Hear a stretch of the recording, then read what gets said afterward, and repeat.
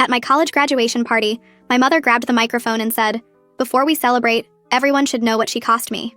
Look at my stomach." She lifted her dress in front of 200 guests, showing the loose skin and stretch marks. 22 years ago, this ungrateful girl destroyed my modeling career. I was signed to elite management before she came along. My Aunt Rachel tried to take the microphone, but Mom pushed her away. This was supposed to be my celebration dinner at the country club after getting my nursing degree, but Mom was making it about her destroyed dreams again. She'd been drinking champagne since noon and getting louder with each glass. "You all think she's so wonderful graduating with honors, but you don't know what I sacrificed." Dad stood up from his chair looking embarrassed, but he never actually stopped her when she got like this. My boyfriend Jake squeezed my hand under the table while my grandparents stared at their plates. Mom kept going even though people were starting to leave. I could have been on magazine covers, but instead I got fat and ruined because someone decided to be born 3 weeks early. She was pointing at me now, and her voice was getting that sharp edge that meant this was going to get worse. The waiter stopped serving food and just stood against the walls watching this train wreck happen. My agent dropped me the day I told him I was pregnant. She was crying now, but not sad tears. These were angry tears that I'd seen my whole life whenever she looked at old photos of herself. Fashion Week was 2 months away, and I was booked for 8 shows. My little brother Tom, who was 19 and still lived at home, started recording on his phone. Not to post anywhere, but because we'd learned to document Mom's public meltdowns for therapy sessions. You want to know what she really cost me? Mom walked toward my table, still holding the wireless microphone. My friend group from nursing school looked horrified because they'd never seen this side of her.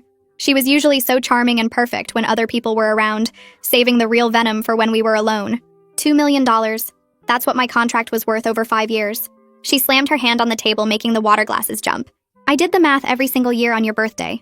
Jake stood up like he was going to say something, but I grabbed his arm because confronting her only made things escalate faster. "That's why you're paying me back starting next month." Everyone went quiet, and even the country club manager who'd been hovering by the door stopped moving. "What are you talking about?" I finally spoke, even though I knew engaging was a mistake. "Your signing bonus from the hospital. $30,000. That goes to me." She pulled papers from her purse and threw them on the table. I picked up the papers and saw they were some kind of contract she'd drawn up herself, not actual legal documents. "You're insane." The words came out before I could stop them. Insane? I'm a mother who gave up everything. You gotta go to college because I worked 3 jobs after my modeling career died. This was a lie. Dad paid for my college, and she hadn't worked since I was 5. You live in my house rent-free. Another lie. I'd moved out at 18 and paid for my apartment working nights at the hospital while going to school. Every gray hair and wrinkle is because of the stress you caused me by ruining my body. She turned to address the whole room again like she was giving a speech. I never got to travel to Paris or Milan, never got to date Leonardo DiCaprio. People actually laughed at that one, which made her angrier. He was at the same party as me once in 1999, and my agent said he noticed me. Aunt Rachel tried again to intervene. "Diana, you need to stop this right now." But Mom was on a roll. "She's getting married next year and expects me to pay for it when she still owes me for destroying my life." Jake looked confused because we weren't engaged and hadn't even talked about marriage yet. I found the ring receipt in Jake's car. She smiled like she'd caught us in some crime. $4,000 he spent when that money should go to compensate me. That's when Grandma stood up. She was 83 and barely 5 feet tall, but when she got mad, everyone listened. "Diana Marie Henderson, you stop this nonsense immediately." Grandma's voice cut through Mom's rant like ice. "What modeling contract? You were never signed to Elite. You did 2 local department store shoots for $50 each." Mom's face went white.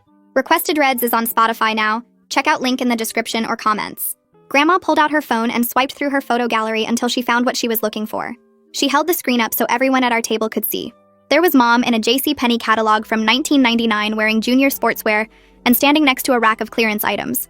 The next photo showed her in Dillard's shoe department modeling discount sneakers. Both shoots were clearly local department store ads, not high fashion modeling.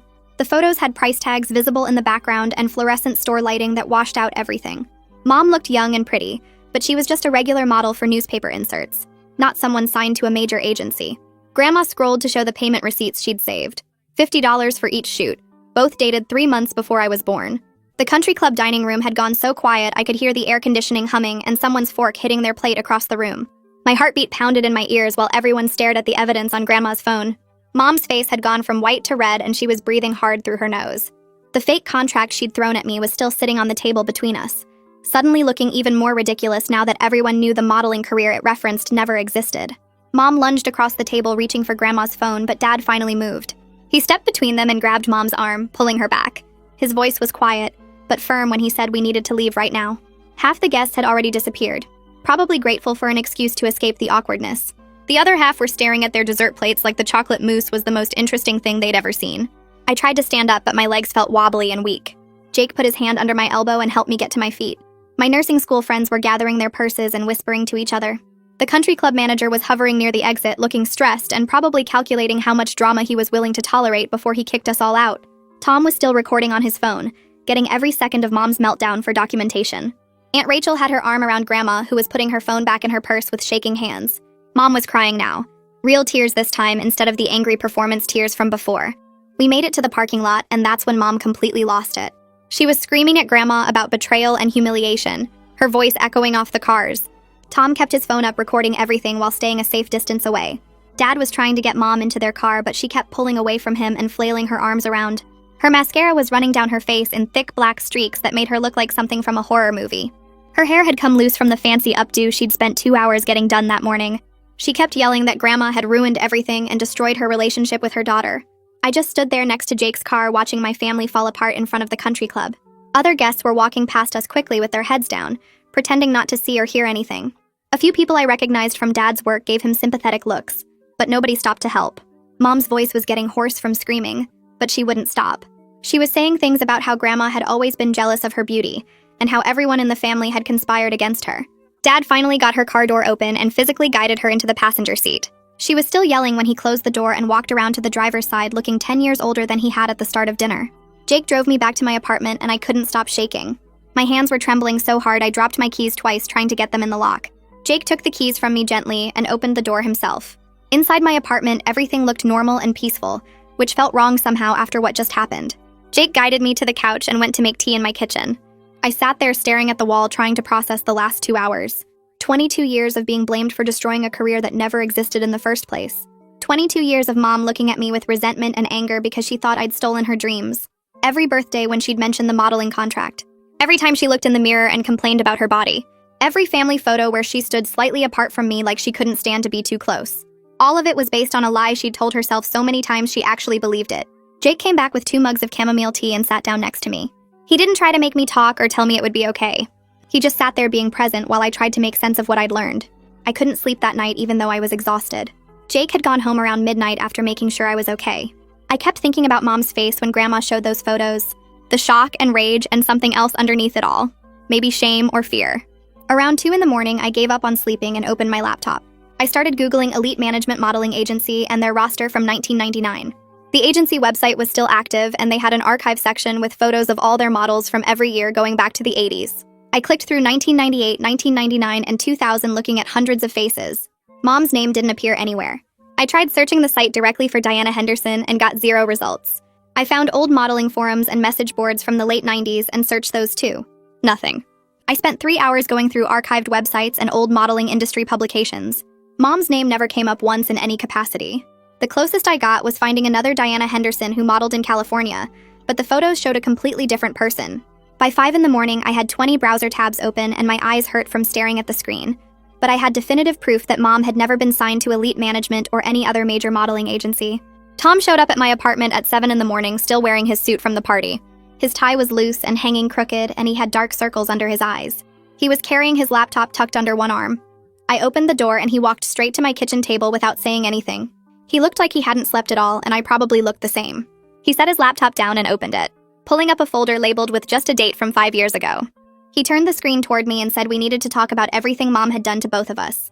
His voice was flat and tired. I sat down across from him and he clicked play on the first video. It was Mom in our kitchen screaming at teenage Tom about something. The date stamp showed it was from when he was 14. He had hundreds of these videos, all carefully dated and organized. He'd been documenting her meltdowns for 5 years, and I had no idea. We spent the whole morning watching videos Tom had secretly recorded since he was 14. There was Mom screaming at him for getting a B in algebra, calling him stupid and lazy. There was Mom blaming him for Dad's weight gain, saying the stress of having another child made Dad eat too much. There was Mom telling him he ruined her figure even worse than I did because he was a bigger baby. Video after video of her ranting and crying and blaming him for everything wrong in her life. I had no idea it was this bad for him too. I'd moved out at 18 and built my own life, but Tom had been stuck in that house dealing with this alone for years. Some of the videos made me cry. Some made me angry. All of them made me realize how much I'd failed to protect my little brother by focusing only on my own escape. Tom sat there watching me watch the videos with no expression on his face. He'd seen these so many times they didn't affect him anymore. He just needed me to see what he'd been living with while I was away at college building my nursing career. Tom closed the laptop and pulled out a journal from his backpack. He said he'd been in therapy for 2 years without telling our parents. His therapist had been helping him document the abuse systematically. He opened the journal, and I saw pages and pages of entries in Tom's neat handwriting. Each entry had a date, a description of what Mom did or said, and how it made him feel. There were entries about her blaming us for things that weren't our fault, entries about her making up stories about her past and getting angry when anyone questioned them, entries about her comparing us to the imaginary children she could have had if we hadn't ruined her body and career. There were hundreds of entries going back 2 years. Tom's therapist had taught him to write everything down as it happened, so he'd have a clear record instead of just painful memories. He flipped through the pages, showing me the pattern. Mom's behavior had gotten worse over time, not better. The lies had gotten bigger and more detailed. The blame had gotten more intense. Tom said his therapist called it narcissistic personality disorder, with possible delusional thinking. He said we'd both been victims of emotional abuse our entire lives. My phone started buzzing on the table, and I looked at the screen. 37 missed calls from Mom and Dad. I picked it up and saw the voicemail notifications piling up. I put it on speaker and played the first one. Mom was crying and apologizing, saying she didn't mean any of it and everyone just misunderstood. The second voicemail was angrier. She was saying I embarrassed her in front of everyone and I should have defended her against Grandma's lies. The third one was even worse. She was screaming about how ungrateful I was after everything she sacrificed. The voicemails got progressively more unhinged until around number 20 when Dad's voice took over. He sounded tired and was asking me to please just call back so we could talk like adults and work this out. He said Mom was very upset and needed to hear from me. He said family was important and we couldn't let one bad night destroy our relationships. I listened to all 37 voicemails while Tom sat across from me. When the last one finished, I picked up my phone and deleted every single one without responding. Tom nodded like he understood completely. Jake came back over around noon with 2 bags of groceries. He let himself in with the spare key I'd given him months ago and found Tom and me sitting at my kitchen table surrounded by evidence. Tom's laptop was open, showing a paused video of Mom mid-rant. His journal was spread out with entries visible. My own laptop had 20 tabs open about modeling agencies. My phone was face down on the table after I'd finally turned off the ringer. Jake took in the whole scene and didn't say anything. He just started unpacking the groceries and making lunch for all of us. He'd brought sandwich stuff and fruit and chips, easy food that didn't require much thought. He didn't say I told you so, even though he'd been gently suggesting for months that Mom's treatment of me wasn't normal. He'd met her a dozen times and seen how she acted. The fake sweetness in public and the little cutting comments when she thought nobody else was listening. He'd asked me careful questions about my childhood and listened when I brushed them off. Now he was just being present and making sure Tom and I ate something because we'd both forgotten food existed. He made 3 turkey sandwiches and brought them to the table with bottles of water. Tom and I ate mechanically while Jake sat with us in supportive silence. Around 2 in the afternoon, my phone started buzzing on the coffee table where I'd left it face down. Jake picked it up and looked at the screen before handing it to me. Aunt Rachel was calling, which was unusual because she normally just texted. I answered and heard her voice sounding steadier than I expected after everything that happened. She asked if I was okay and actually waited for me to answer, instead of jumping in with her own opinions. I told her I was still processing everything, and she said that was completely normal after what Mom put me through at the party. She explained that Grandma was fine but pretty shaken up by the whole confrontation, and was resting at her house. Rachel said she'd wanted to expose Mom's lies for years, but never found the right moment until Grandma just couldn't take it anymore. We talked for almost 20 minutes and she kept checking in on how I was feeling instead of making excuses for Mom's behavior. Before we hung up, she told me to call her anytime I needed to talk and that she was proud of me for graduating despite everything Mom had put me through. After the call ended, I felt this weird mix of relief and sadness because it was nice having an adult in my family actually care about my feelings. Monday morning came too fast and I had to get ready for my first real shift at the hospital as an official nurse instead of a student. I stood in my bathroom brushing my teeth and staring at my reflection, wondering if Mom would actually show up and cause a scene.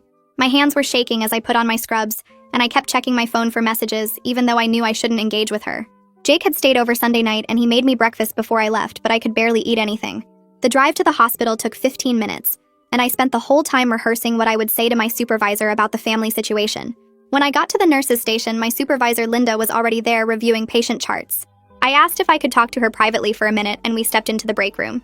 I explained as calmly as I could that there was some family drama happening, and my mother might try to contact me at work. Linda didn't ask for details, which I appreciated, and just said to let her know immediately if there were any problems. She also reminded me that hospital security was very good at handling situations like this, if it became necessary. I thanked her and tried to focus on my actual job for the rest of the shift. Mom didn't show up in person, but around 10 that morning, the main reception desk called up to our floor. The receptionist said someone claiming to be my mother had called asking to be transferred to me directly. I told the receptionist that personal calls weren't allowed during my shift, unless it was a genuine emergency. About an hour later, reception called again saying the same woman had called back, then again at noon, and once more at 2. By the fourth call, the receptionist sounded annoyed and told me she'd informed the caller that personal calls required emergency status. Apparently, Mom claimed it was an emergency, but when pressed, couldn't explain what the actual emergency was. The receptionist said she'd blocked the number from calling the main line again and logged it in case there were future issues. I felt embarrassed that Mom was already causing problems at my new job, but also grateful that the hospital staff was taking it seriously. My phone buzzed during my break and I saw a text from Tom. He said Mom had completely lost it when he got home from my apartment Sunday night. She'd demanded his phone so she could delete all the videos he'd recorded, but he refused to give it to her. Tom had already backed everything up to the cloud anyway, so even if she got his phone, the evidence would still exist. Mom tried to ground him, which was ridiculous since he was 19 years old and about to start his sophomore year of college. She also threatened to take away his car, even though Dad had bought it for him and put it in Tom's name. The text said he was seriously looking at apartments near campus for next semester because he couldn't deal with her anymore. I texted back that I would help him look for places and maybe even help with rent if he needed it. Having Tom still living at home with Mom felt dangerous now that everything was out in the open. Wednesday afternoon, my phone rang with Dad's number, which caught me off guard because he never called during work hours. I was on my lunch break sitting in my car in the hospital parking lot eating a sandwich. His voice sounded tired and older somehow when I answered. He asked if we could meet for coffee to talk without Mom being present. I felt suspicious immediately because Dad usually went along with whatever Mom wanted, and I couldn't figure out his angle. But I was also curious about what he'd say when she wasn't controlling the conversation. We agreed to meet Thursday at a coffee shop near the hospital during my lunch break. Thursday, I got to the coffee shop 10 minutes early and ordered a latte while I waited. Dad showed up right on time, looking more worn out than I'd ever seen him. The lines around his eyes seemed deeper, and his hair looked grayer than it had at graduation just 5 days ago. We sat at a corner table away from other people, and he stirred his black coffee for a long time before speaking. He admitted he'd always known Mom exaggerated about her modeling career, but didn't realize she'd built it up to this extreme level in her own mind. He said watching Grandma expose the truth in front of everyone made him see how bad things had gotten. Dad apologized for not protecting Tom and me better over the years, and his voice actually cracked a little when he said it. I wanted to believe him, but I'd heard similar things before that never led to actual change. I asked him directly why he never stopped Mom when she went on her rants about how we ruined her life. Dad looked down at his coffee cup and didn't have a good answer ready. He talked about wanting to keep the peace and thinking she'd eventually grow out of it. He mentioned that his own mother had been difficult and demanding, so he'd learned early to just stay quiet and avoid conflict. Listening to him make excuses, I realized he'd been enabling Mom's behavior for decades. Every time he looked embarrassed but didn't intervene, he was choosing her feelings over our safety. Every time he let her blame us for her unhappiness, he was teaching us that we deserved it. I told him that staying quiet wasn't the same as being innocent, and he nodded, but I don't think he fully understood what I meant. We finished our coffee and he asked if we could meet again next week. I said maybe, but I needed time to think about what kind of relationship I could have with him going forward. That night, I couldn't sleep, so I started going through old family photos and documents in boxes I'd brought from home years ago. I pulled out Mom's high school yearbook from 1994 and flipped through every page looking for any mention of modeling or fashion clubs. She wasn't in any of them. The only club she'd been part of was drama club sophomore year, and she wasn't even in any of the production photos. I found her college transcripts from the community college she'd attended for one semester before dropping out. She'd taken basic courses like English and math and gotten mostly C's. Nothing about fashion or modeling or anything that supported her stories. I kept digging through papers and found old tax returns from the years after I was born. No income listed for modeling work or any kind of entertainment industry employment. Dad's income was listed, but Mom's section was blank year after year. Every piece of evidence I found proved that the career she'd blamed me for destroying had never existed in the first place. Friday evening, Grandma showed up at my apartment carrying 2 big boxes of old family photos and papers. She said she'd been waiting for the right time to show me the truth about Mom's past, and now seemed like that moment. We spread everything out on my living room floor and spent hours going through it while Grandma told me stories. She showed me photos of Mom as a teenager looking normal and pretty, but not like someone being scouted by modeling agencies. There were pictures from Mom's brief time in community college where she looked happy and regular. Grandma pointed out that in all the family photos from the late 90s, Mom was already creating dramatic stories about missed opportunities and people who'd wronged her. She explained that Mom had always been dramatic and attention-seeking even as a child, but it wasn't harmful back then. After Grandma left around 10 that night, I sat surrounded by evidence of who my mother really was, versus who she'd told me she was my entire life. Grandma came back Saturday morning with coffee and bagels, and we continued going through the boxes. She explained that Mom's behavior got significantly worse after she had me. The pregnancy had been difficult, and Mom gained 60 pounds, which was normal, but she fixated on it. Instead of accepting that her body had changed like most women's bodies do after having a baby, she started creating this fantasy about a stolen modeling career. Grandma said she tried to get Mom into therapy back then, but Mom refused and got angry at the suggestion. Over the years, the fantasy grew bigger and more detailed until Mom seemed to actually believe it herself. Grandma showed me the actual modeling portfolio Mom had put together in 1999. It contained exactly 4 photos. The 2 department store shoots Grandma had mentioned at the party. 1 basic headshot that looked like it came from Sears Portrait Studio. And 1 photo from a local car show where Mom was standing next to a red Corvette wearing jeans and a tank top. That was it. That was the entire modeling career she'd been talking about for 22 years. 4 photos and 2 $50 paychecks.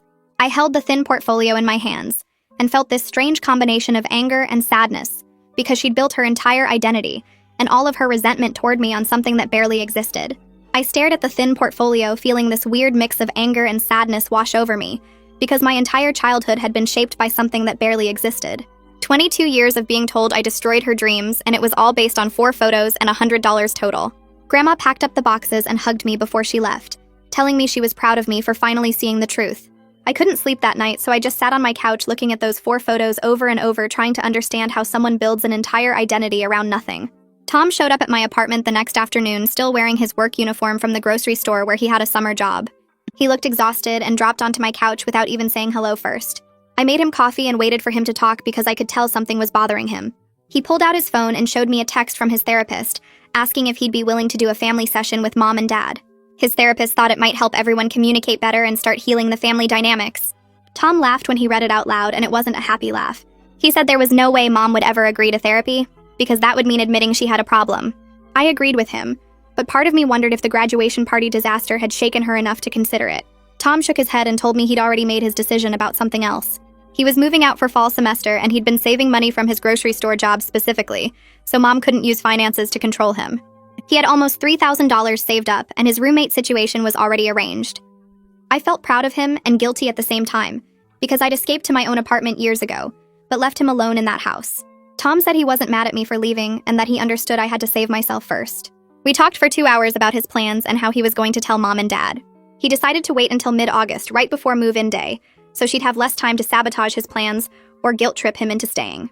My phone rang 2 days later from a number I didn't recognize with my area code.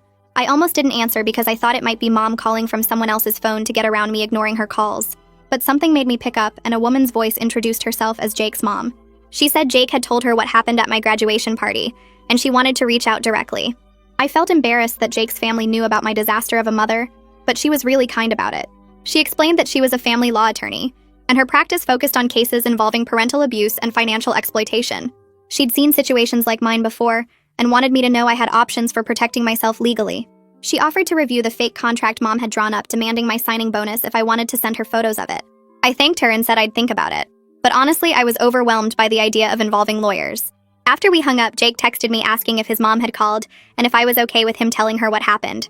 I told him it was fine and that his mom seemed really nice.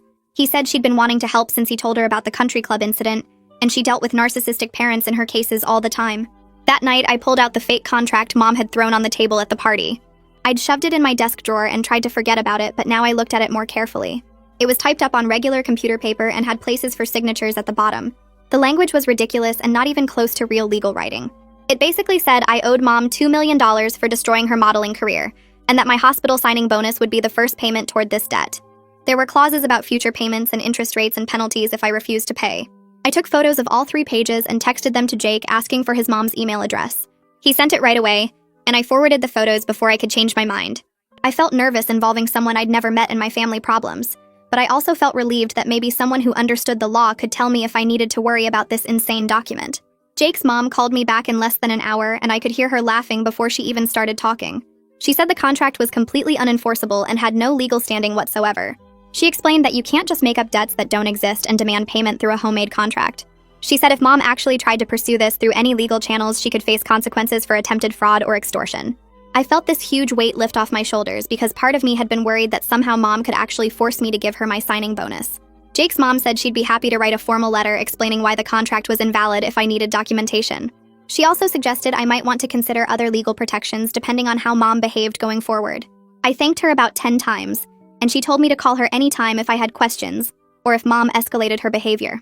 Going to work at the hospital became my favorite part of each day, because Mom couldn't reach me there, and I was actually good at my job. The patients liked me, and my coworkers were friendly and normal. Nobody screamed about destroyed modeling careers or demanded money I didn't owe them. It was just regular work where I helped people and felt useful. My supervisor noticed I seemed stressed during my second week and pulled me aside during lunch break. She asked if everything was okay at home, and I gave her a brief version of the graduation party situation. She was really understanding and told me about the hospital's employee assistance program that included free counseling sessions for staff members. She said a lot of nurses use the program because healthcare work was stressful and sometimes personal life got complicated too. She gave me a card with the contact information and said I put the card in my locker and thought about it for the rest of my shift. I called the employee assistance program number the next morning and got scheduled with a therapist named Maeve Harding for the following week. The receptionist said Maeve specialized in family trauma and relationship issues. I felt nervous about the appointment all week because I'd never been to therapy before and didn't know what to expect. When I finally sat down in Maeve's office, she had kind eyes and a calm voice that made me feel less anxious. She asked me to tell her what brought me in, and I started explaining about the graduation party. Before I knew it, I was crying and couldn't stop. I cried for 40 minutes straight while telling her about Mom's public meltdown, and Grandma exposing her lies and the fake contract, and how I'd spent 22 years being blamed for destroying a career that never existed. Maeve handed me tissues and let me cry without trying to make me stop or telling me it wasn't that bad. When I finally calmed down enough to breathe normally, she said what I was describing sounded like textbook narcissistic personality disorder with long-term emotional abuse. She explained that narcissistic parents often create elaborate fantasy narratives to justify their behavior and maintain control over their children. Hearing someone with professional training validate that this wasn't normal and wasn't my fault made me cry all over again. Maeve and I met every week after that first session, and she helped me understand things I'd never seen clearly before. She explained that the public humiliation at graduation wasn't actually the main problem. It was just the moment when the dysfunction became visible to everyone else. She said I'd been living with this abuse my entire life, and only now was I starting to recognize it for what it really was. She helped me see patterns in Mom's behavior, like how she isolated me from friends who questioned her treatment of me, how she sabotaged my confidence by constantly reminding me I'd ruined her life, how she made everything about her suffering no matter what was happening to anyone else. Maeve said these were classic narcissistic control tactics, and that Mom had probably learned them from her own mother, based on what Grandma had told me.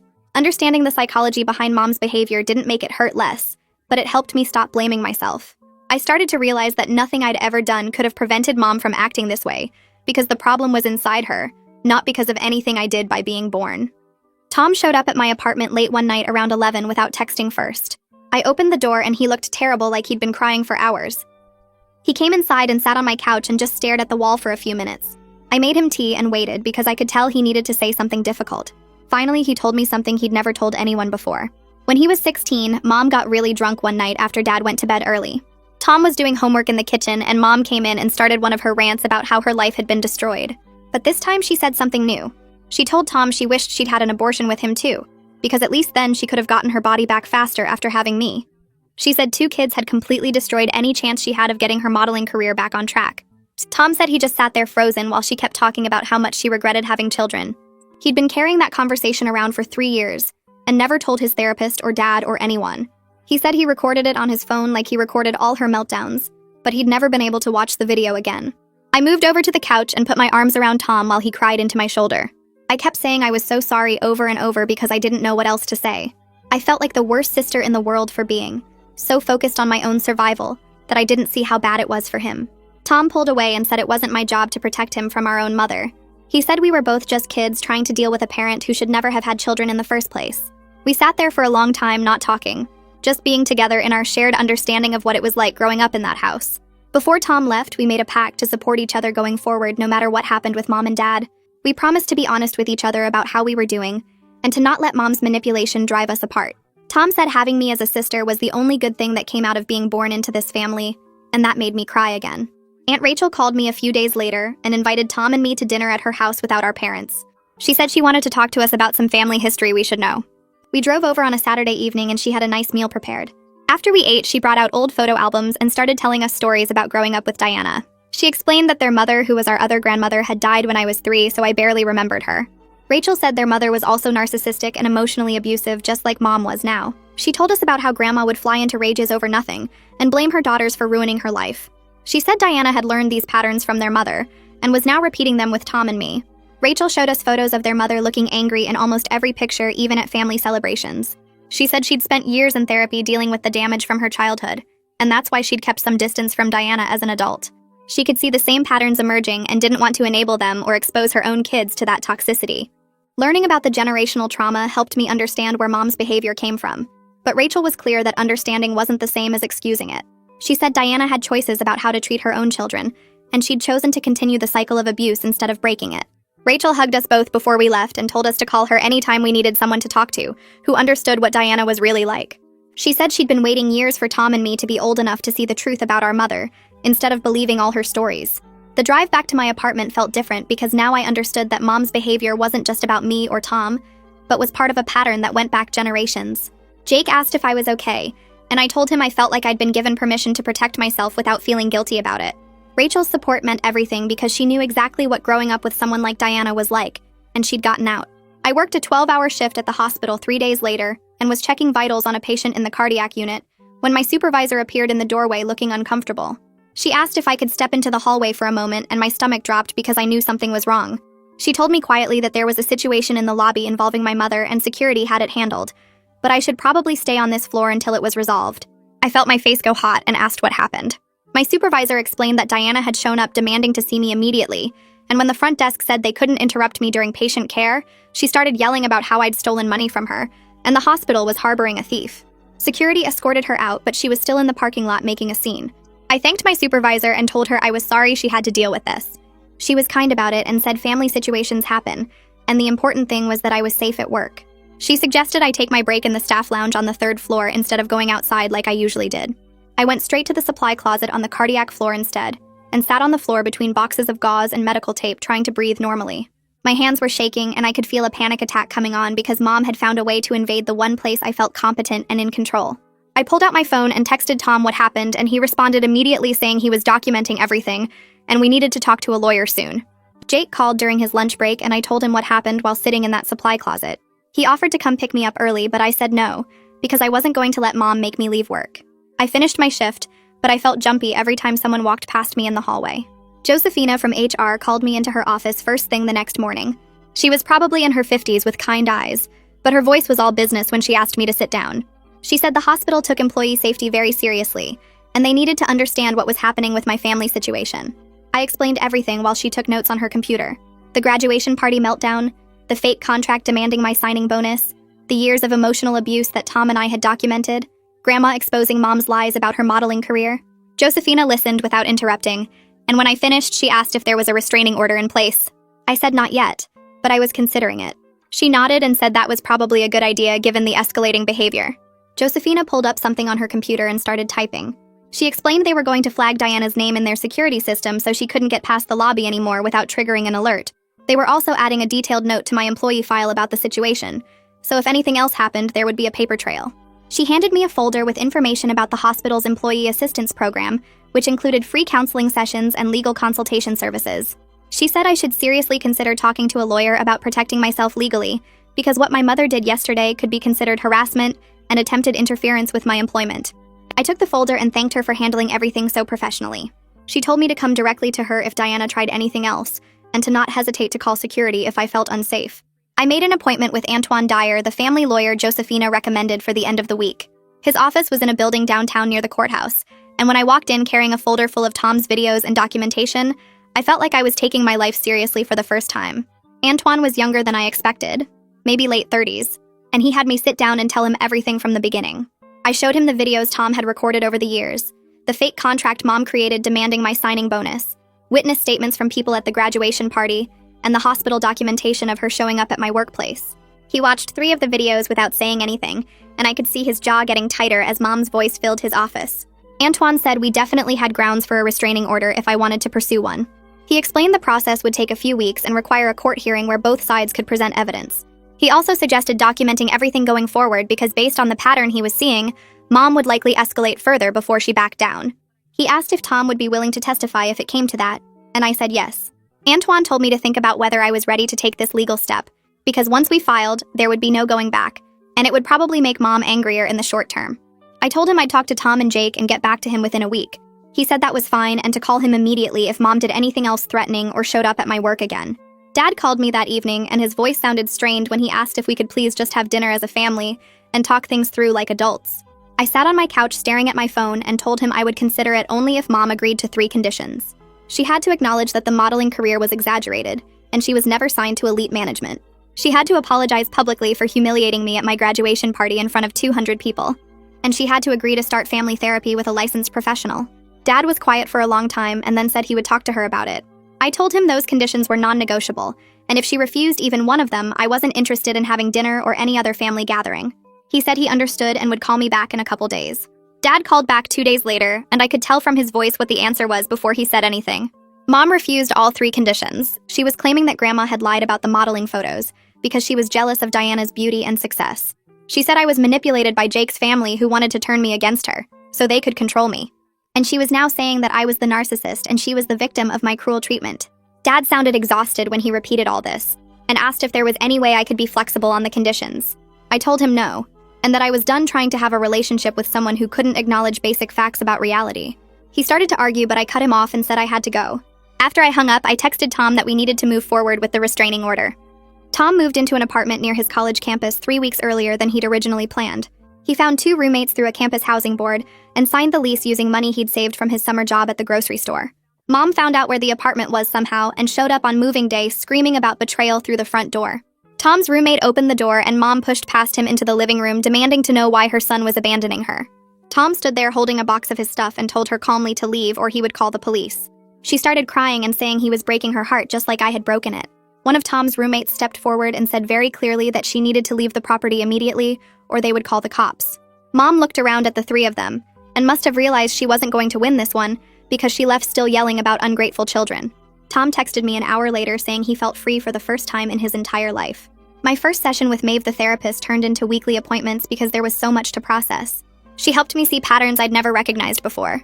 How Mom isolated me from friends who questioned her behavior by making me feel guilty for spending time away from family. How she sabotaged my confidence by constantly pointing out my flaws while praising herself. How she made everything about her suffering, so I learned to minimize my own feelings and needs. Maeve showed me examples from my own stories of how Mom would twist situations to make herself the victim, even when she was clearly the aggressor. I felt angry at myself for not seeing it sooner, but Maeve said that was normal because children are programmed to trust their parents, and it takes years to recognize abuse when it comes from someone who's supposed to love you. Josephina called me into her office again a week later, and my stomach dropped because I assumed Mom had done something else. I walked in expecting bad news, but Josephina was almost smiling when she told me to sit down. She said Mom had called the hospital administrator directly claiming I had stolen money from her and demanding my signing bonus be given to her instead of me. The administrator had apparently laughed and told her that wasn't how employment contracts worked, and if she called again, they would consider it harassment. Josephina said they were documenting this call along with everything else, and it actually strengthened my case if I decided to pursue legal action. I sat there feeling a weird mix of relief that the administrator had shut Mom down and horror that she was still trying to sabotage my job and my money. Josephina told me this behavior showed clear escalation, and I should really consider that restraining order sooner rather than later. I walked straight from Josephina's office to my car and sat there shaking for 5 minutes before I could even put the key in the ignition. Mom calling the hospital administrator to try to get my signing bonus redirected to her was beyond anything I'd imagined she would do. She wasn't just embarrassing me at family events anymore. She was actively trying to sabotage my career and steal my money. I pulled out my phone and found the business card Antoine had given me weeks ago when Josephina first suggested I might need legal protection. My hands were still trembling as I dialed his number.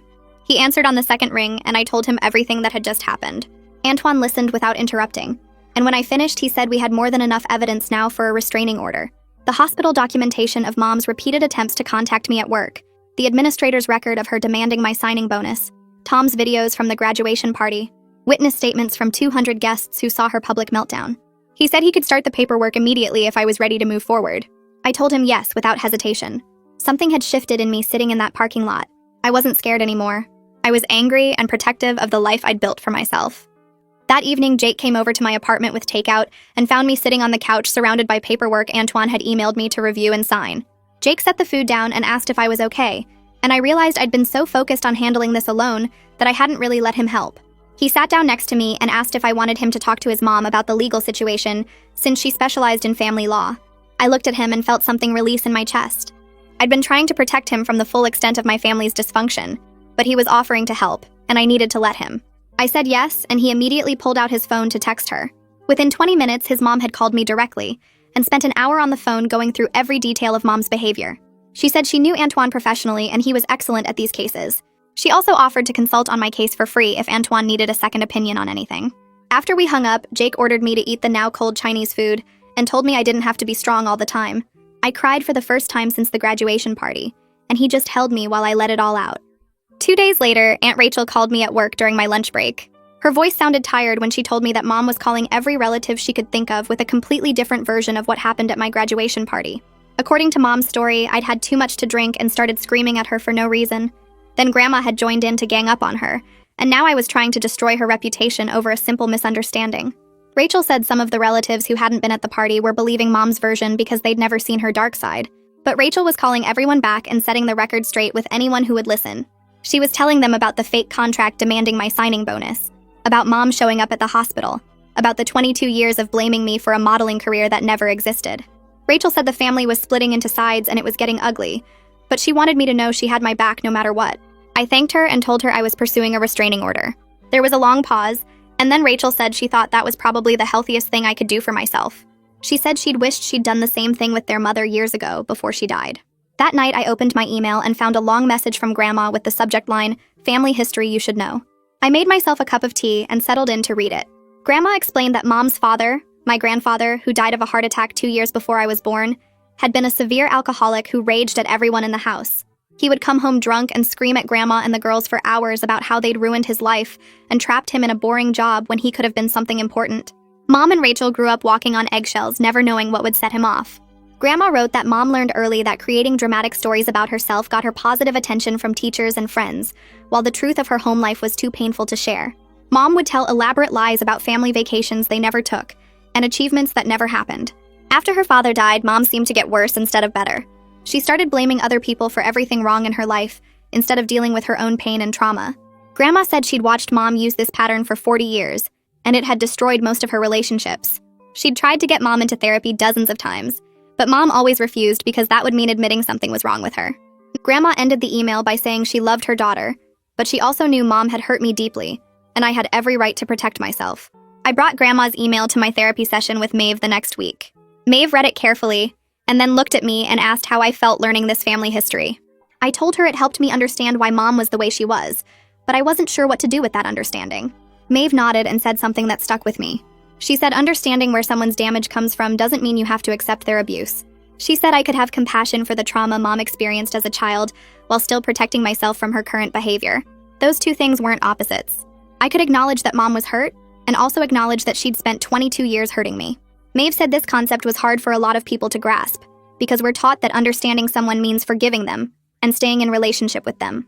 But actually, the healthiest thing is often to understand why someone is harmful, and then create distance from them anyway. This felt huge to me. I'd been carrying guilt about not being more sympathetic to whatever Mom had gone through, but Maeve was giving me permission to protect myself regardless of Mom's past pain. 3 weeks after I'd met with Antoine, he called to tell me the restraining order hearing was scheduled for 6 weeks after the graduation party incident. He spent an hour on the phone preparing me for what to expect. He said Mom would likely show up with her own lawyer and her own story painting herself as a victim. He warned me that she might cry and play to the judge's sympathy. But he also said our evidence was extremely strong. We had the hospital documentation from Josephina showing multiple attempts by Mom to contact me at work, and her call to the administrator demanding my signing bonus. We had Tom's videos from the graduation party and years of other recorded incidents. We had witness statements from people at the party, including the country club manager. We had the fake contract Mom had drawn up. Antoine said judges see through narcissistic behavior patterns pretty quickly, especially when there's this much documentation. He told me to stay calm during the hearing and just answer questions honestly. He said this wasn't about punishing Mom or getting revenge. It was about establishing legal boundaries to protect my safety and peace of mind going forward. The night before the hearing, Dad called me and I almost didn't answer. When I did pick up, he was crying. So hard I could barely understand him. He begged me not to go through with the restraining order. He said it would humiliate Mom publicly and destroy what was left of our family. He said people would talk about us and judge us, and Mom would never recover from the shame.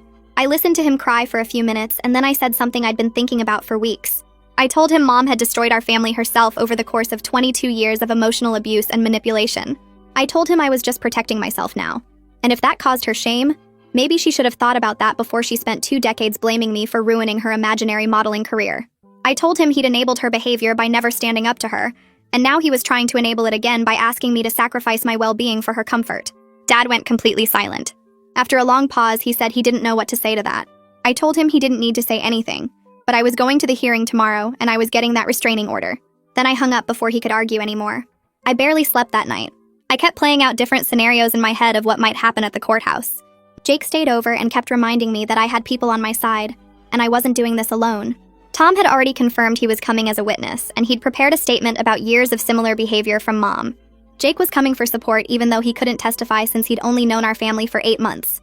Aunt Rachel and Grandma were both planning to be there. Antoine had told me that having family members willing to testify against Mom would be powerful for the judge to see. I got up at 5 in the morning and tried to eat breakfast, but my stomach was in knots. Jake made me toast and sat with me while I picked at it. He reminded me what Antoine had said. This wasn't about punishing Mom. This was about establishing legal boundaries to protect my safety and peace. I repeated that to myself like a mantra while I got dressed in the conservative outfit Antoine had suggested I wear to court. The courthouse was cold and institutional with that particular smell of floor cleaner and old paper that all government buildings seem to have. Mom showed up dressed in a black dress like she was attending a funeral, and she was already crying when she walked in. She'd brought Dad and 2 family friends who I recognized from church, but who hadn't been at my graduation party. They didn't know the full story, and Mom had clearly recruited them to make her look sympathetic. I had Tom and Jake and Grandma and Aunt Rachel and Antoine. We sat on opposite sides of the hallway outside the courtroom waiting to be called in. Mom kept looking over at us and crying louder whenever she thought the bailiff was watching. Tom leaned over and whispered that she was performing and I shouldn't let it get to me. The judge finally called us in and he looked tired before anyone had even said a word.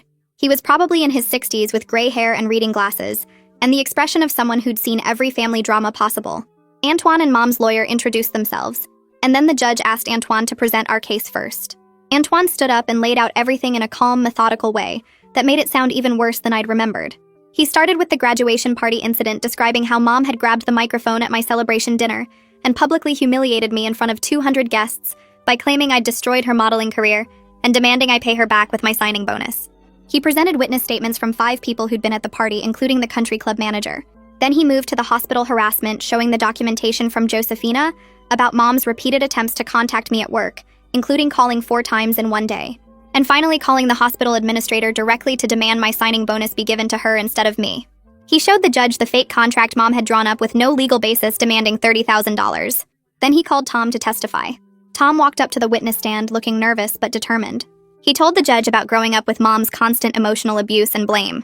He described how she'd told him when he was 16 that she wished she'd had an abortion so she could have gotten her body back faster. He showed the judge 3 videos on his phone of Mom having similar public meltdowns over the years. Mom's lawyer objected, saying the videos were out of context, but the judge overruled him and watched all 3 clips. Mom's face went from fake crying to real anger as she watched Tom testify against her. She started to stand up, but her lawyer grabbed her arm and pulled her back down. The judge looked at her and warned her about courtroom behavior. Then Antoine rested our case, and it was Mom's lawyer's turn. Mom's lawyer stood up and tried to paint her as a concerned parent who just wanted to make sure I was being financially responsible. He talked about how hard it was to watch your child struggle, and how Mom had sacrificed everything for her family. He made it sound like the graduation party was just an emotional moment where she'd had too much champagne and said things she didn't mean. He claimed the hospital calls were just Mom trying to understand my benefits package because she wanted to help me plan for the future. The judge looked unimpressed and kept glancing at the stack of evidence Antoine had presented. Mom's lawyer called her to testify, and she walked up to the stand dabbing at her eyes with a tissue. She talked about her difficult pregnancy and how she'd given up modeling opportunities to focus on being a mother. She said the department store shoots Grandma mentioned were just small jobs she did while waiting for her elite contract to be finalized. The judge interrupted her and asked for documentation of this elite contract. Mom said she didn't have the paperwork anymore because it was lost in a move 20 years ago. The judge asked if she had any other proof like correspondence with the agency or pay stubs. Mom started crying harder and said everything was verbal back then, and she trusted her agent. Antoine stood up and presented printouts from Elite Management's archived client roster from 1998 through 2001. Mom's name wasn't on any of the lists. The judge asked Mom directly if she'd called the hospital trying to get my signing bonus redirected to her account. Mom's face went pale and she started to say no. But then the judge held up phone records that Josephina had provided showing 4 calls from Mom's number to the hospital administrator's direct line. Mom changed her story fast and said she was just asking questions about my benefits as a concerned parent. She claimed she never actually asked for the money to be sent to her. The judge read from a transcript of one of the calls where Mom specifically said the signing bonus should be paid to her to compensate for medical expenses from my birth. Mom started crying again and said she must have been confused that day. The judge didn't look like he believed her at all. Tom got called back up to testify, and Antoine asked him to show the judge the videos he'd recorded over the years. Tom pulled out his phone with shaking hands and played 3 clips. The first one was from 2 years ago at Tom's high school graduation, where Mom had complained loudly that his ceremony was boring compared to what her modeling events used to be like. The second video showed Mom at a family dinner screaming at Tom for getting a B in chemistry and telling him he was wasting the opportunities she'd sacrificed for. The third video was from last Christmas, where Mom had spent an hour crying about how her children had ruined her body and stolen her dreams. In that video, you could hear Dad in the background telling her to calm down, but not actually doing anything to stop her. Mom's face changed while the judge watched the videos. The fake crying stopped and real anger took over. Her lawyer tried to object, saying the videos were taken out of context, but the judge overruled him and watched all 3 clips carefully. When the 3rd video finished, Mom stood up and started yelling that Tom had no right to record private family moments. Her lawyer grabbed her arm and tried to pull her back down, but she yanked away from him. The judge banged his gavel and told Mom she needed to sit down and control herself, or he'd hold her in contempt. Mom finally sat, but she was glaring at Tom with pure rage. The judge looked at her for a long moment and then started writing notes on his papers. Antoine rested our case, and the judge said he'd heard enough. He didn't even ask Mom's lawyer if he had any other witnesses. The judge took off his glasses and looked directly at Mom.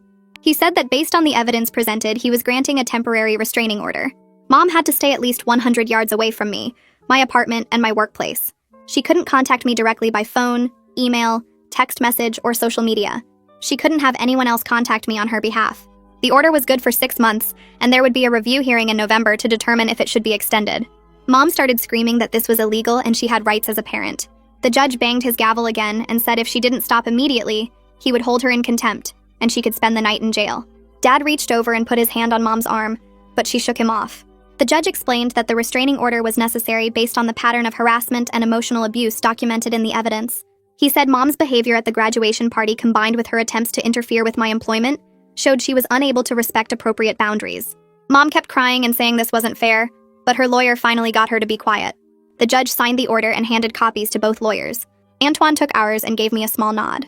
We stood up to leave, and Mom tried to follow us, but the bailiff stepped in front of her and reminded her the order was effective immediately. Outside the courthouse, Mom was completely losing it. She was screaming and crying, and Dad was trying to hold her up because her legs seemed to give out. We walked toward the parking lot, and Mom saw us. She started screaming across the distance that I'd ruined her life just like I ruined her body and destroyed her modeling career. Her voice was so loud that people walking into the courthouse turned to stare.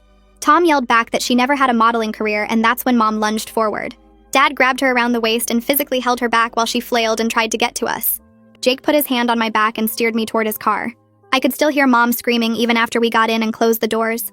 Jake started the engine and drove out of the parking lot while I watched Mom through the rear window. She was bent over with Dad holding her, and the 2 family friends she'd brought were standing awkwardly nearby, not knowing what to do. Tom was in his own car behind us, and he followed us back to my apartment. The whole drive, I felt numb, like I was watching everything happen to someone else. My hands were shaking, and I couldn't make them stop. That night, the adrenaline crash hit me hard. I sat on my couch and started crying and couldn't stop for hours. Jake held me and didn't try to make me talk or tell me it would be okay. He just sat there with his arms around me while I sobbed. Tom stayed for a while too, and we all sat together in my living room, not saying much. Eventually, Tom went home and Jake made me eat something even though I wasn't hungry. He reminded me that I'd done the right thing even though it felt terrible. He said Maeve had told me that setting boundaries with a narcissistic parent often feels like you're the bad guy because they're so good at playing the victim. I knew this was true, but it still hurt. Part of me felt like a horrible daughter for getting a restraining order against my own mother. Another part of me felt relieved that she legally couldn't show up at my apartment or my job anymore. The 2 feelings fought each other in my head and made everything worse. Jake stayed over that night, and I finally fell asleep around 3 in the morning. 2 days after the hearing, someone knocked on my apartment door. I looked through the peephole and saw Dad standing there alone. He looked awful, like he hadn't slept since the courthouse. I almost didn't let him in, but he saw my shadow through the peephole and said he just wanted to talk. I opened the door, and he came in slowly, like he was afraid I'd change my mind. He sat on my couch and put his head in his hands. He told me that after the hearing, Mom had a complete breakdown. She'd locked herself in their bedroom for a full day, and when she finally came out, she was different. He said watching her in court and seeing all the evidence laid out like that made him finally see clearly what she'd been doing to us all these years. He said he was ashamed of himself for enabling her and not protecting Tom and me. His voice cracked when he said it, and I could tell he meant it. But I also felt angry that it took a judge and legal documents for him to finally understand. I'd been trying to tell him for years that Mom's behavior wasn't normal. Dad admitted he'd been in denial about Mom's behavior because facing it would mean acknowledging he'd failed to protect his kids. He said he'd told himself that Mom was just dramatic or going through a hard time or dealing with her own childhood trauma. He said he'd made excuses for her because it was easier than confronting the problem. He told me he was moving into the guest room and he'd told Mom she had to start therapy, or he was filing for separation. He said he couldn't keep pretending everything was fine when his daughter had to get a restraining order to feel safe. I wanted to believe him, but I was cautious. Dad had promised to stand up to Mom before and never followed through. He'd say he would talk to her or set boundaries, and then a week later everything would go back to normal. I told him I appreciated what he was saying, but I needed to see his actions match his words over time. He nodded and said he understood. He asked if he could hug me, and I let him. He held on for a long time and I could feel him shaking. When he left, I felt confused about whether this was real change or just another temporary reaction. Tom and I met for coffee 3 days later at a place near campus. We sat outside even though it was hot because we both needed the noise of traffic and other people around us. Tom was more skeptical than I was about Dad's sudden revelation. He said Dad was probably just reacting to the legal consequences and the public embarrassment rather than truly understanding the problem.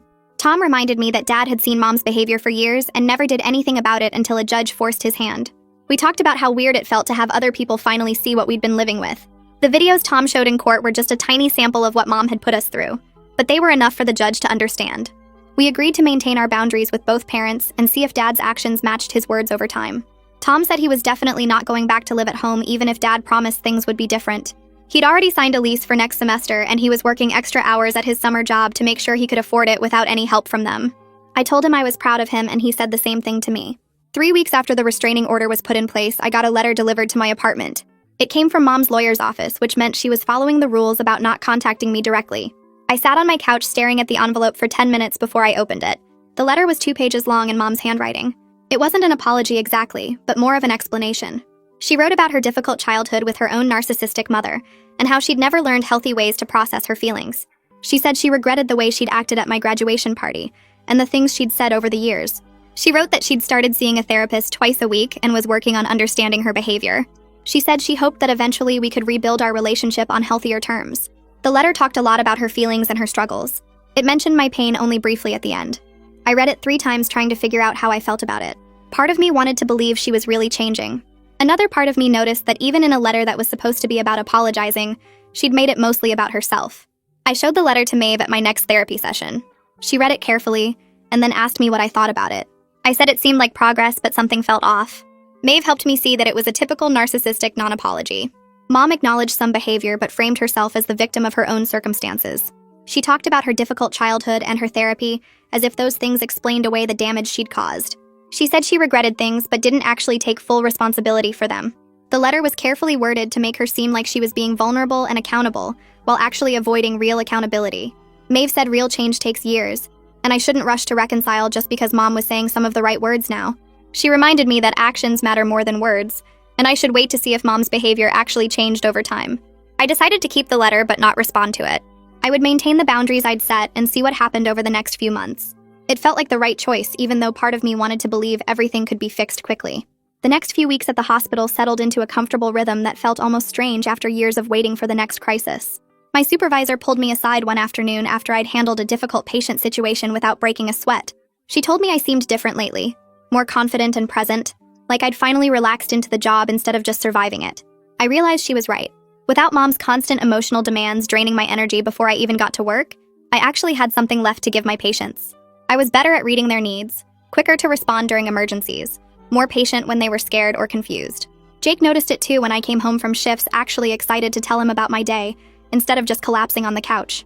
Being 22 was supposed to feel like this all along, like I had room to figure out who I was instead of spending all my energy managing someone else's feelings. The restraining order had given me something I didn't know I needed until I had it, which was space to just exist without constantly bracing for the next attack. Tom called me on a Tuesday evening sounding more animated than I'd heard him in months. He got accepted to a summer internship program in Colorado, working with a tech startup, and he was taking it even though it meant missing Dad's birthday, and some cousin's wedding Mom had been planning to attend. His voice had this lightness to it that made me realize how heavy he'd sounded before, like he'd been carrying weight I hadn't noticed until it was gone. We talked for almost an hour about how weird it felt to make decisions based on what we wanted, instead of what would keep Mom from having a meltdown. He said his therapist told him that guilt was a normal response when you start setting boundaries with a parent who trained you to prioritize their needs over your own. I admitted I still felt guilty sometimes too, like I was doing something wrong by protecting myself when actually it was the healthiest thing either of us had ever done. Tom said he wasn't coming back to live at home after the internship ended, that he'd already started looking at apartments near campus for next year. I told him I was proud of him and meant it completely. Jake and I had one of those serious conversations that you know is coming but still makes your stomach tight when it actually happens. We were sitting on my couch after dinner and he brought up how my family situation affected our relationship in ways we hadn't really discussed before. He wasn't angry or threatening to leave, just honest about needing me to keep working on my own healing so I didn't bring those patterns forward into what we were building together. He pointed out times when I'd shut down instead of communicating or assumed he was mad when he wasn't. Leftover reactions from years of walking on eggshells around Mom's moods. I appreciated his honesty even though it stung a little to hear.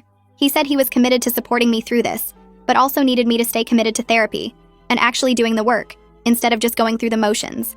That conversation motivated me to be more consistent with my appointments with Maeve, and more willing to dig into the uncomfortable stuff instead of skating around it. 4 months after the graduation party, I sat in my apartment on a Saturday morning with coffee and actual silence. The restraining order was still in place, and I'd already decided to request an extension at the review hearing next month. Mom was apparently going to therapy according to Dad's occasional updates, but I wasn't ready to test whether she'd actually changed or just learned better ways to manipulate. Tom was thriving at his internship based on his excited texts about the projects he was working on. Dad was supposedly figuring out his own issues, though I remained cautious about his follow-through. I was learning that healing from this kind of family damage didn't have a neat timeline, or a moment where everything suddenly felt fixed. Some days were still hard, and I caught myself falling into old thought patterns, hearing Mom's voice in my head telling me I was selfish or ungrateful. But I had space now to recognize those thoughts for what they were, which was her programming and not actual truth. I was building a life that felt like mine instead of a reaction to her demands. I had work I was good at, a relationship with someone who actually supported me, a brother who was finding his own path, and friends who knew the real story instead of the perfect family image Mom always insisted we project. That felt like enough for right now, which was all I could really ask for.